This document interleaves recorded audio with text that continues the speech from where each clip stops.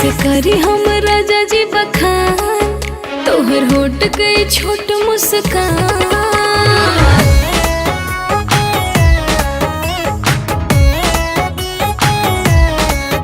कैसे करी हम राजा जी बखान, तोहर होठ के छोट मुस्कान देख के हम ढाहिले। किए हो धनी तोहरे करनवा मनवा भइल बाटे पागल रात भर जागल रहिले।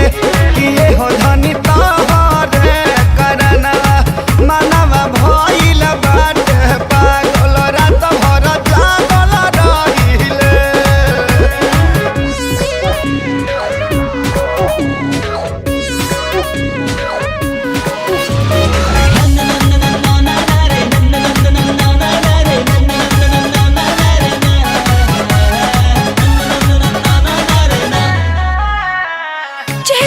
भोला भाला मन सुध सोना ले लीला जानो मिठ बोल के। ना तू कम बड़ू ना हम बेसी, मालिक बनौले ला पतोल के। जब से बन के आइला जिंदगी में चान, लागे धरती पे आइला समान, हवा में हम बहिले। किए हो धनी तोहरे करनवा मनवा भइल बाटे पागल रात भर जागल रहिले।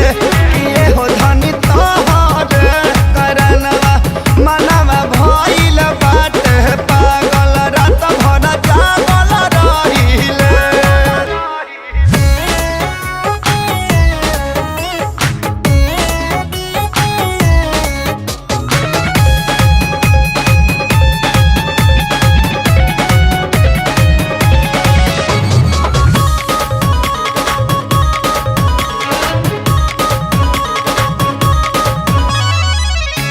सिवा केहू लागे ना अच्छा, इहे हा प्रीत के असर हो। हमनी के जोड़ी में लागे ना टोनवा, एही से रहेला डर हो। नजरावा लइका इतना आसान, कनी यही से तका जरा ये जान, पिया जी सच कहिले।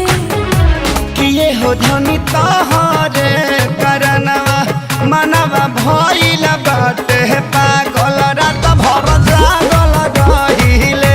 किए हो धनी तोहरे करनवा मनवा भइल बाटे पागल रात भर जागल रहिले। किए हो धनी तोहरे करनवा मनवा भइल बाटे पागल